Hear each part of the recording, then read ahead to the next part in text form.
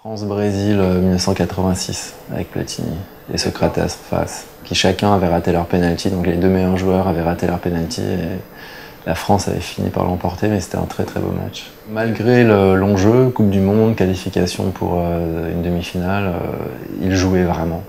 On voyait des joueurs, quoi. Le souvenir le plus marquant, c'était quand même 1982, la demi-finale France-Allemagne avec Battiston et Schumacher, ça a vraiment marqué tout le monde. Et c'était le plus beau match et en même temps le pire souvenir, quoi. C'était le plus triste, la défaite la plus marquante. C'est plutôt Maradona, lui, qui en 86 avait dit qu'il allait gagner la Coupe du Monde et il l'a fait par tous les moyens, avec la main, avec les pieds, enfin il a tout fait, quoi, cette année-là, c'était incroyable. Alors, est-ce que écrivain, ça ressemble à footballeur? C'est beaucoup plus solitaire, hein, c'est certain. Après, quand on arrive, quand on sent qu'on est en train d'écrire quelque chose et que ça se passe bien, je pense qu'il y a quelque chose qui est assez comparable avec, au fond, l'effort physique.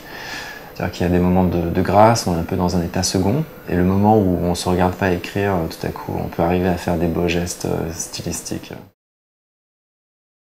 Bon, ce qui est étonnant, les équipes asiatiques marchent très bien.